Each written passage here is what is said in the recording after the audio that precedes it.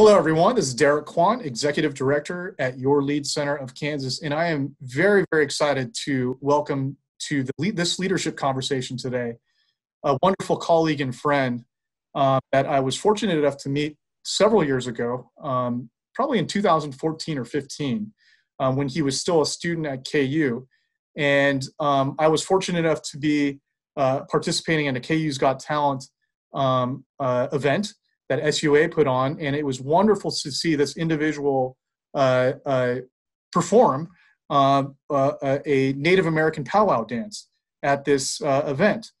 And from there, I got to learn a lot more about him because he had held many leadership positions, including president of the KU First Nations Student Association. He had also been named a Man of Merit by the Emily Taylor Center at KU. And then after graduation, gone on to be recognized by many different organizations, including the Running Strong Foundation named him a Dreamstarter in 2019. Also, he was recognized as one of the under 25 leaders by Unity. And his experience is quite broad because he has also had experience at the federal level of government, working in the area of policy and research with the Federal Bureau of Indian Education and Indian Affairs. So it is my great, great honor and privilege to welcome a great friend and colleague, Mr. Freddy Gipp. Freddy, welcome today to today's conversation. Hey, good afternoon, Derek. Thanks for having me today. Really excited for the conversation today, and it's good to see you, even if it's a virtual conversation. Yeah, man, it's been a while. Freddie and I, we typically have a chance to break bread at least a couple times a year, but we haven't really had a chance to do that in the last really several months. Yeah. I always enjoy my time with Freddie because he's always so insightful and so visionary in the way he thinks. First of all, if you don't mind, Freddie, I on behalf of the Lead Center, I would like to offer our condolences to you and your family for the passing of your grandfather, Burgess, the elder Burgess. So please accept our deepest condolences for that. And you know, this time is obviously very, very difficult for everyone, but I'm sure, you know, for you and your family, it is hit very close to home too. So thank you. We appreciate that a lot. Thanks a lot. Thank you. yeah, no problem. And I really appreciate, you know, everything you and your family have done for the community for many generations. Your mom's a wonderful, she's a favorite person of mine as well.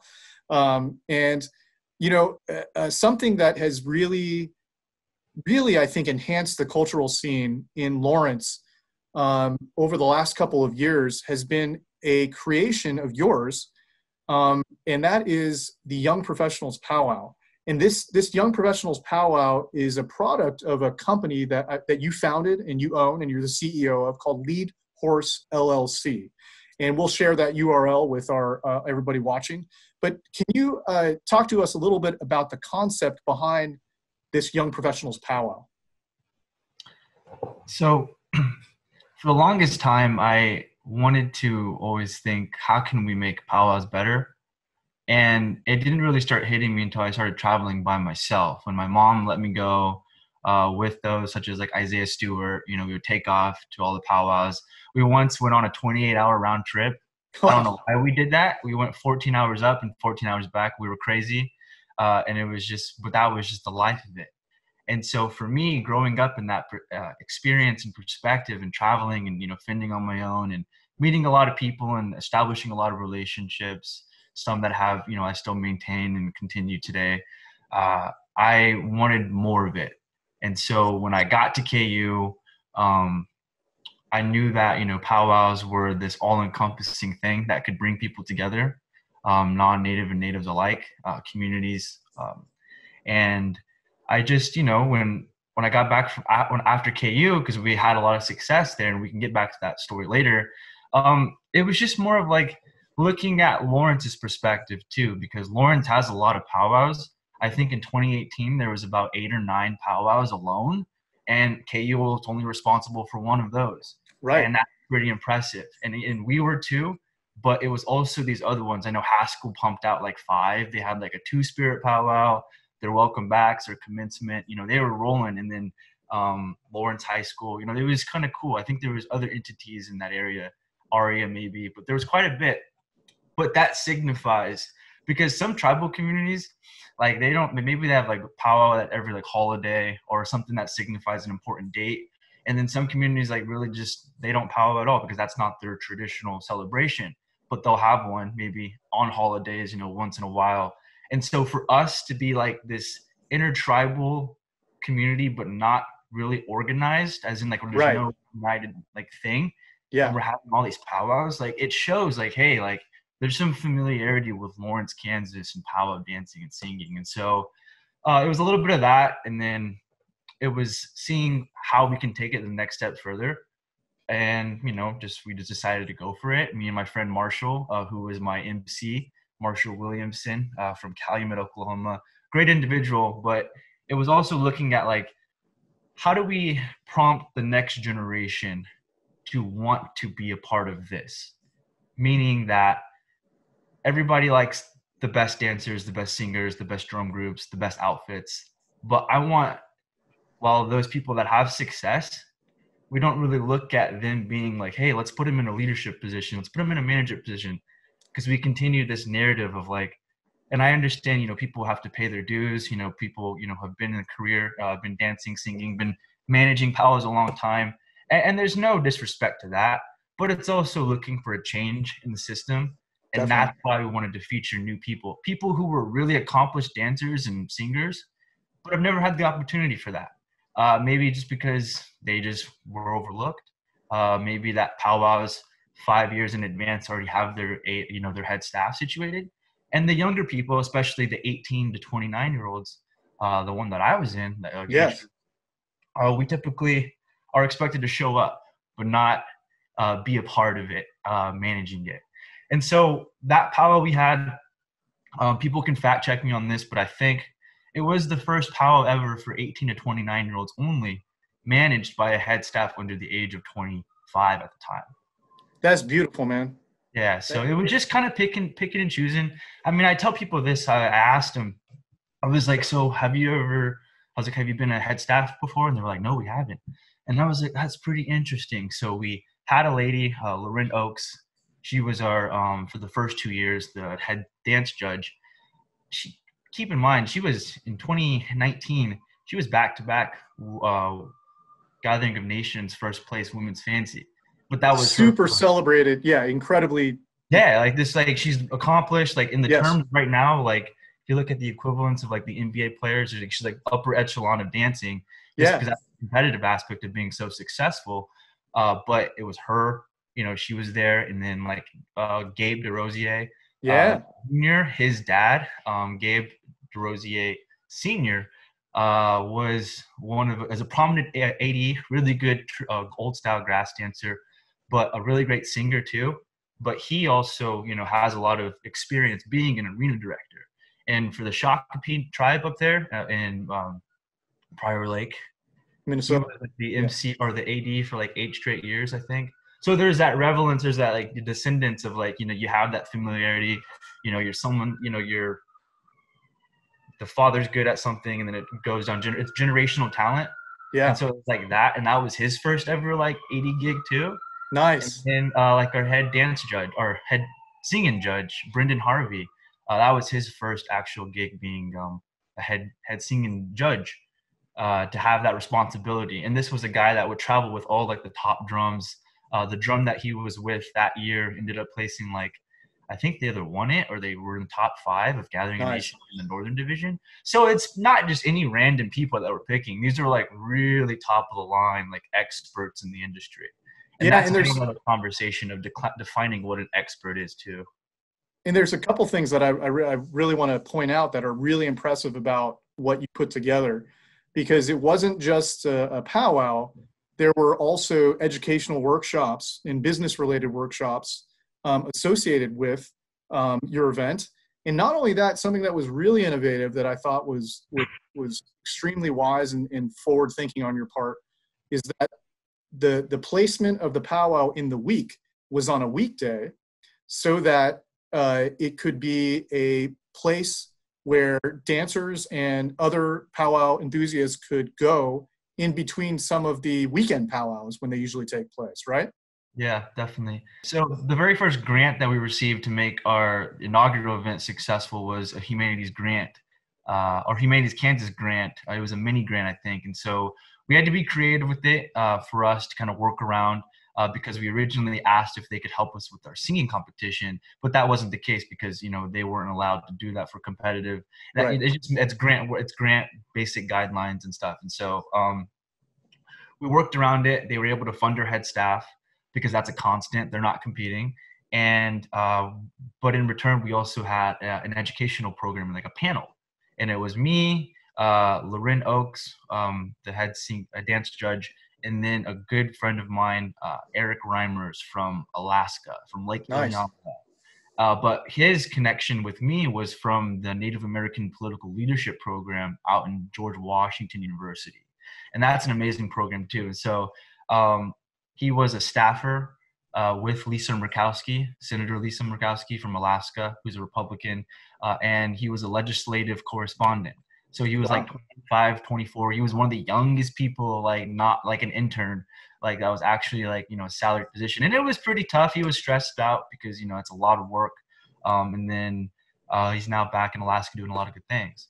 But we had that perspective, Loren, and then there was me. And so we all came together, had a panel, and talked about various things, what young people go through, what to expect being a Native American, you know, First Nations and Alaska Native individual. And then we called it Red Talks, if I didn't say that before. And so it was cool. And That's that great. got us around that first year. And then the second year it happened again. But then we expanded it to like 6 speakers. And then we had from all over. So there's something to work with there. You know, we have some grounds, you know. But going back to your comment about the placement of it, so we did choose the weekday. It was very unorthodox. A lot of people mixed reactions, but if people are familiar with powwows, I know people who go to Canada, not right now at this time, but they go to Canada and they were able to dance for 40 days straight. Wow. Yeah, and so it's like if you're able to dance for 40 days straight, and that's in Canada, like imagine why isn't that a thing here? You know, we have people here. People are wanting and yearning for opportunity. You know, they want validity in their talent, and I think we should reward them. And so for us, the focus was while we had an 18 to 29-year-old age range, and we're so specific, people weren't really happy about that because we thought we were being really exclusive. But that wasn't the goal of it. The goal was to provide target segmentation because we were trying to provide a bigger narrative of looking at the overall market of powwow dancers. And so we chose Lawrence, Kansas. It's like there was a news article that came out of a company. They are a personal shopping assistant company. Yeah. They're choosing Lawrence, Kansas as a sample town to implement their services. They're based in Albuquerque. But them choosing Lawrence is the same thing like in 2014, Coca-Cola chose Kansas City as an implement for like Coca-Cola Life. You know, for a pilot. Like, yeah. Yeah. And so you figure that like these pilot programs are happening in a central area in the country. And so for us, what makes sense if people are traveling all around, we're in the middle of the country, Yeah, you know, 8 hours to Denver, 8 hours to Minneapolis, 8 hours to Dallas, and like 8 hours to Chicago. I mean, it's like, it's a whole constant thing and it's kind of interesting. And so for us in powwow terms, people travel all across the country. And whether it's for holidays, basketball games, whatever, rodeos, concerts, you name it, people backpack. But when powwows come into the fold, just because it's so unfamiliar, we take it on the back burner. And for us to put it on a Wednesday was to signify to the city at the time, because at the time, the city, it was the KU powwow that still dominated everything, rightfully so, as it should, respectfully. But in the sense of like the KU powwow was, you know, the one event that the city looked at and designated a lot of grant money to. And so when there was other powwows coming to the cycle, it was kind of interesting. They didn't know how to weigh it or who to award because it was new. And then, you know, this past year, all 4 of them got awarded. And then next year, you know, who knows? But in order for us to stand out, you know, the first year we didn't get it because we asked for too much money. But the second year, we got it because we did the event without the grant money. And then that was really attractive to them. But we also kept all the data. And that was important because a lot of powwow people and powwow planners, they don't keep a track of their data. And I'm like, what are you doing? Like, how are you able to like have a powwow in like dead winter in like the middle of like Oklahoma or something, and like not track data from people, like in a sense of like, how do your sponsors know they're getting an ROI? You know what I mean? And I'm not saying like, oh yeah, I went to this powwow directly. Like you can't control that.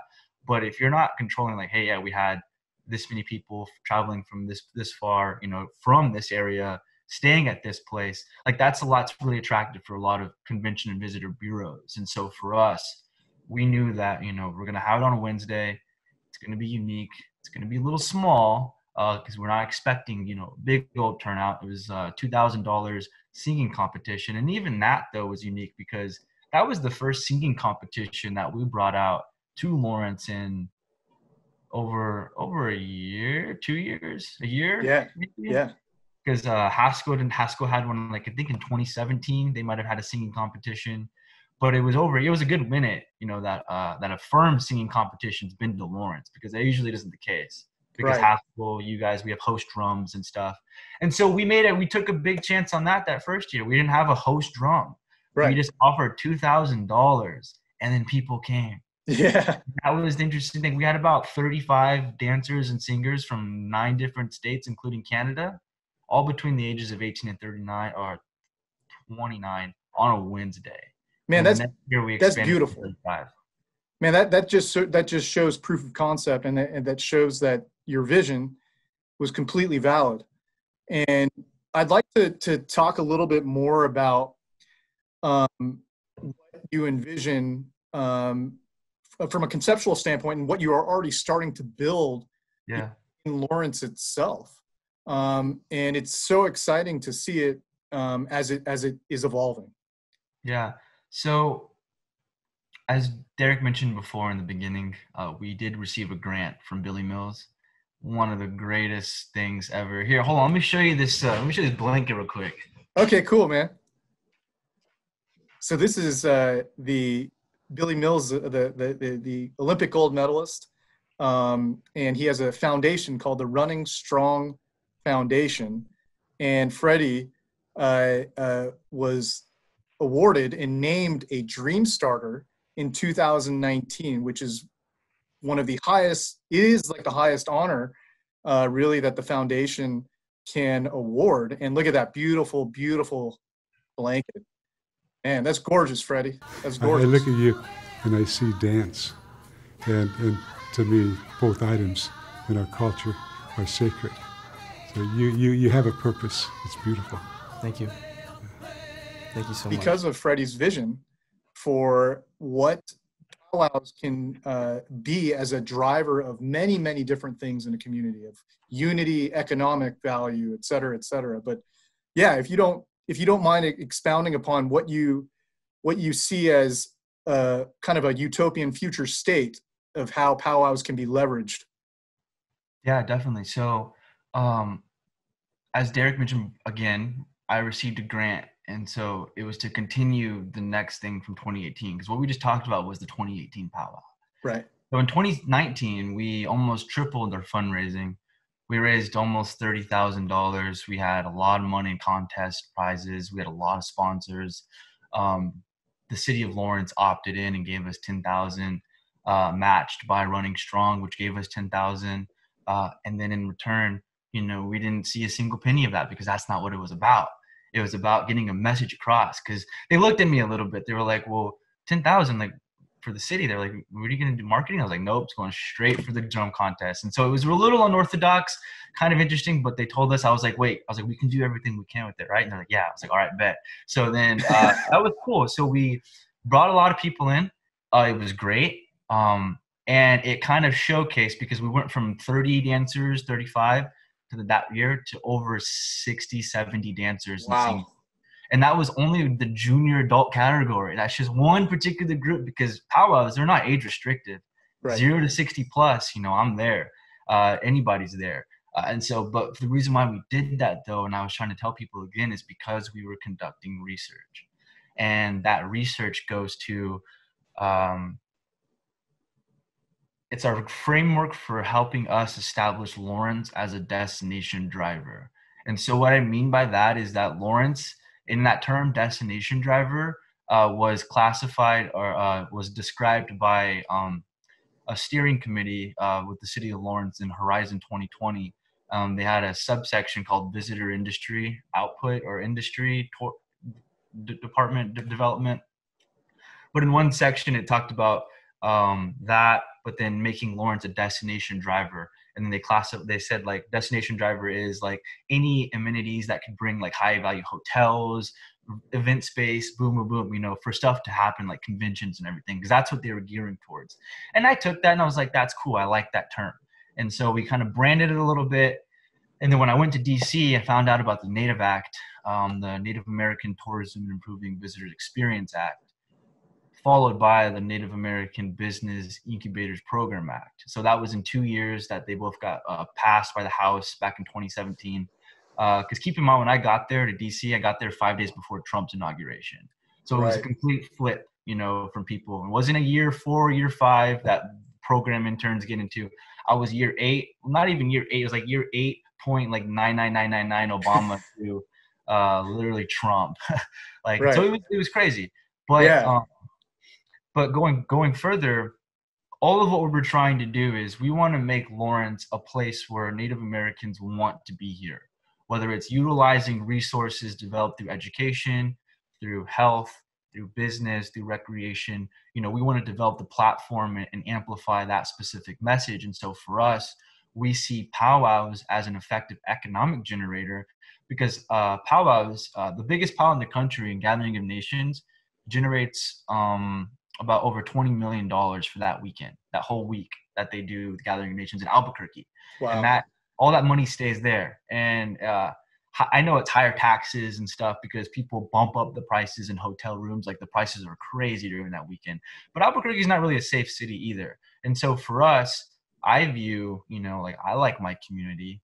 I like opportunities where, you know, if we can figure out something, whether it's, you know, akin to affordable housing, to, you know, our education infrastructure, we have a pretty good platform to develop a campaign that could really just recruit Native Americans here. And so for us, we're trying to be the catalyst in getting the powwows to be on the conscious mind for Lawrence, because like we said before, it's been a tough journey in trying to kind of just work and amplify the importance of powwows in itself.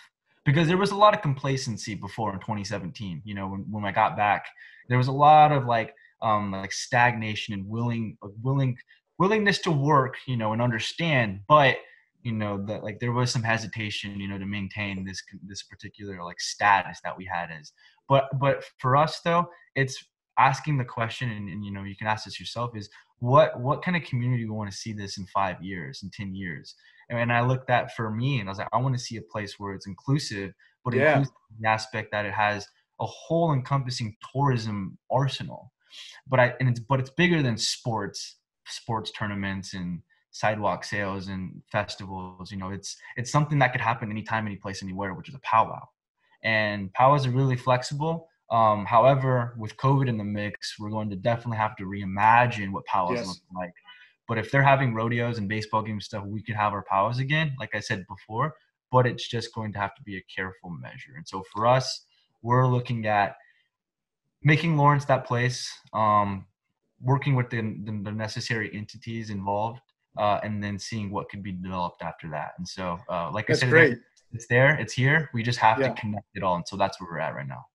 Beautiful. Now, Freddie, I want to also talk about 2 other things, at least.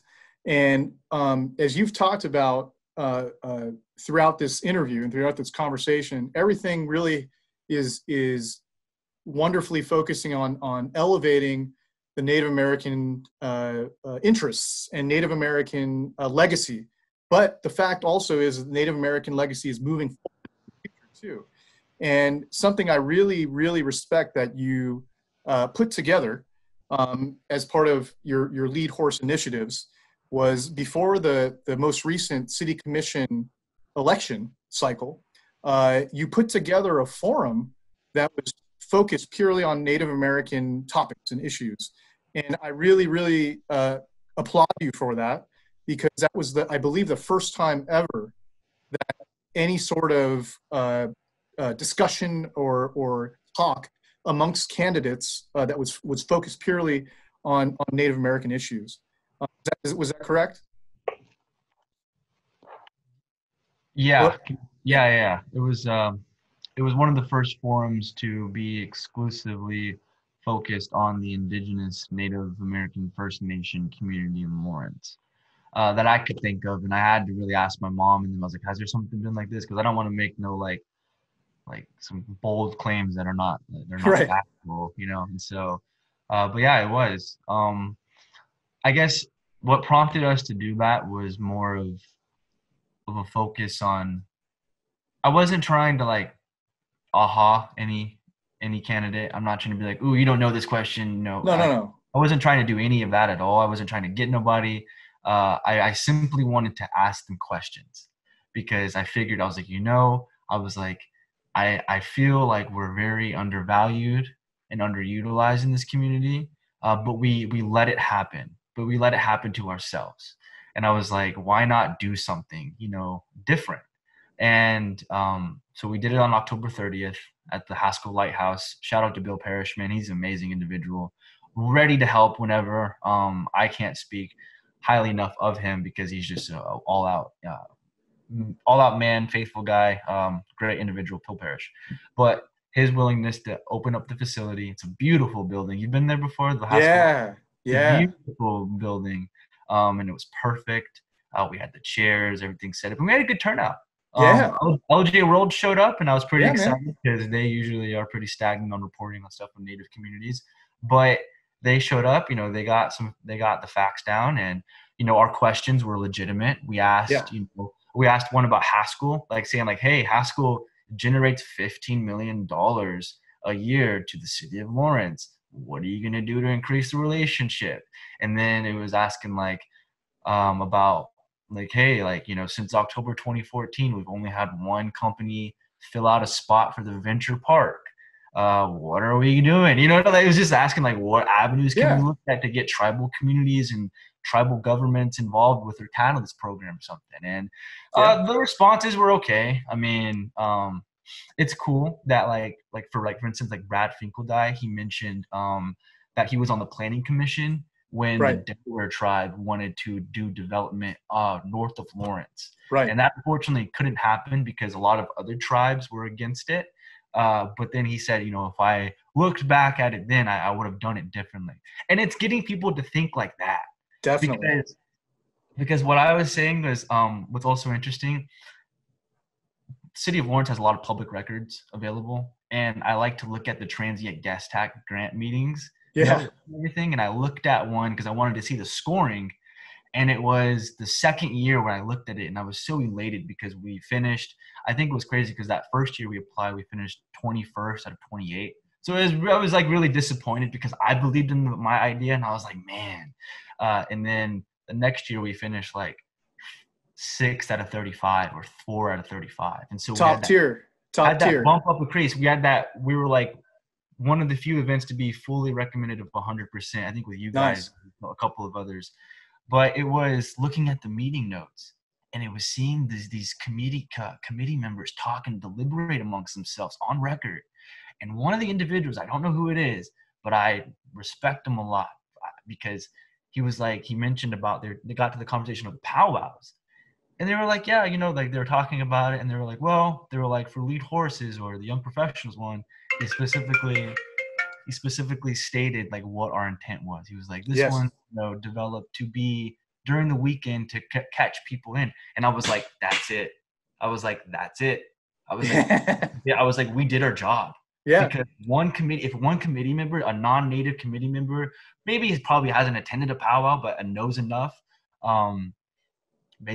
just talked about it. And that was really exciting to seeing that them talk amongst themselves when you're not in the room and see it on record that, hey, like they're in the weekday because there's powwows happening all over, and they understand that because that's the purpose of the transient guest tax grant. So that kind of goes further in, from Brad Finkeldye, for him understanding, hey, I wish I would have done this different, to that committee member saying, hey, this is interesting. It's getting that information out there. Yeah. We want to build a culture of health.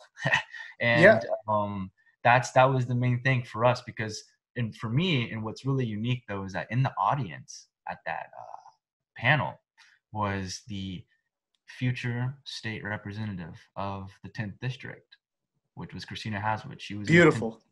And so when you think about it, it's all full circle. Totally, man. You just won her election, most likely going to go to Topeka, running unopposed, but she's Native American. Yeah. And we just talked in our podcast that we had last week with me and her. We asked the question, well, what makes Lawrence so unique? You know, and it's asking, you know, whether you're on the city commission, whether you're running the hospital, the chamber, you name it, we should always be there and included. I agree. I think that was the purpose of that panel, was to highlight, hey, we're here. Yeah. Elevate the awareness. Yeah. Hey, here's the questions, and, you know, we'll follow back up with you in a year. So. Well, something I really want to thank you for before we wrap up is, honestly, if it wasn't for you and your leadership when you were a student here at KU, if it wasn't for you and Landry James taking a chance on a very, very unorthodox location for a powwow, the KU Powwow and Indigenous Cultures Festival would never have evolved at the Lied Center. You were absolutely instrumental in making that happen. And I just want to express, on behalf of the Lied Center, our gratitude to you for taking a chance on us and for taking a chance on something that was unorthodox and non-traditional. But as we've learned about Freddy is certainly not afraid to take a chance and to do something in a very authentic and with the most positive intent. So thank you, Freddy, so much for that. You know, about that is interesting because it was a very tumultuous relationship with the university, with First Nations, to the point to where I felt like I was a pain on their side, that I had to kept bugging the risk manager guy. Hey, like, we need liability insurance. You know, where did they say that at? And, hey, we got to pay $1,000. Okay, as a student organization, don't you think that's kind of excessive? But then it was like, and it was coming to the responsibility, being like, man, like, that doesn't seem right. But then it was asking those questions, and it was doing what we did now, like literally what we are doing now, post graduation, we were doing at KU, having powwows, having panels, having conversations. And they enacted change. But it was our difficulty with working with the university because we were at Robinson, then we went to the Union, we couldn't have food, you had to go down to the ECM. It made it difficult. You know, if you wanted to sit in, you know, we couldn't subsidize people's tickets. You know, maybe that they came to the powwow on the last dollar. Sorry, you came out minus $8 because your car was there all day and we can't pay for it. Like, it was little like nuances like that powwows don't typically have. But it was the us meandering through the mainstream institutions, pretty much negligence, basically. Because I remember one time they left open the vice provost of diversity and inclusion position open for 1 year, and that was the same year we had to cancel our powwow. So is there any coincidence there? There has to be, if you look at the sense of equity in education. But you're right. It was in 2015. We went to that meeting. We sat down. I knew from the get-go when I walked in, and I was just like, this is already going to work. I was like, we need a place. I was like, any place that's not like in a KU own. I know like the Lied Center is a part of its own thing, but it's like part of KU. Yeah. But a part where like the rules don't apply there, like we're fine. Because like, even like, I remember like some of my board members for Lead Horse, they ran the KU powwow. One Steve Byington, for instance. Yeah. They ended up having 1 year, they had to take the KU powwow to Haskell. Wow. So it always had this like rocky relationship where you had a group of high performing individuals, they all graduate, it goes down, and then it happens again. And so we were at the good end where it's still staying up. And that's another thing about sustainability, because like for us to leave, me, Landry, and everybody else in between, that powwow grew from 2014 having a budget of $2,400, give or take, 80, 60, 40 Dinky prize money, to over 24,000 in 3 years. Remarkable. But that serves as the testament to you guys coming and understanding and saying, hey, we see you, you know, you're validated, like, and we want to help amplify your message to the fullest extent within our possibility. And you did. Now, I understand some people aren't going to take pleasure to changes, you know, whether it's being on a Sure. stage or the commercialization of everything. But the commercialization of powwows have been here since the 50s, since the 40s. Since I mean, we had a powwow here in 1926 in Lawrence. That was the Gus McDonald, I think, the world champion fancy dancer showcase that Right. they had back in 2018 to commemorate that with Jancita. And Yeah, the so, living, keeping legends alive, right? yeah, so it's Yeah. always been here. And so when people want to kind of question that, it's just what angle are we going to take commercialization moving forward? And so, yeah, you know, I think, you know, you guys are amazing. Lead Center is awesome. Forever going to be hold a special place in my heart because of what you guys were able to do for the community. But because one thing that I want people to understand is that like going to KU is one thing. You know, you can go to class, you can walk on Junk Boulevard, you can go to, you know, from your 3:45 to your 5:15, but it's actually being involved and taking, you know, taking a step right than your typical, you know, walk down Junk Boulevard. It's meeting other people. It's getting connected. You know, for me, I was a big recluse in high school. You know, didn't like anybody. Just played video games and went to powwows. But then when Interesting. college came, it was a complete flip, and then it's only been there ever since then. But it's I think what encompasses that situation is you guys, like I said before, really recognizing that, wanting to help us. You and Anthea, man, you guys are amazing, you know, and so that's all I have to say, you know. I Well, just want thank you, to man. really appreciate you guys. And No, man, we appreciate you, man, and we see you, and we can't wait to see the great things that you'll continue to do throughout your entire career, man, with Lead Horse LLC and with everything else that you've got going on. So, man, I just want to thank you again for taking the time out of your schedule to visit with us. And, you know, that's one of the reasons why we're doing these conversations, is because we do want to amplify the important work that is being done throughout really the world, and especially important work that's being done in our very own community, you know. And you are really doing some incredibly poignant and powerful work that is very necessary at this point in time. So thank you for all your efforts.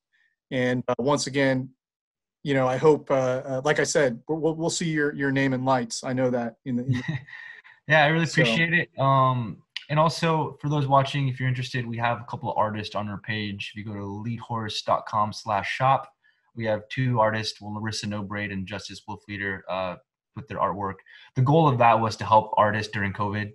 Yeah. To be a third party. We were hot in our marketing first. We took a little break, but we're going to be back at it soon, though. But check it out if you're interested. Some really nice work that we got there. We will definitely make sure we put the links to that on this conversation, on this video, as well as we'll show some images as well. So, Freddy Gipp, man, thank you so much. It's great to see you virtually, and we need to break some bread very, very soon when it's safe to do so. All right, man. Definitely. Thanks again, Derek. Have a good weekend. Yeah, stay man. safe. Take care, and I'll see you soon. Yeah, best to your family, my man. Okay. Appreciate it. Thank you.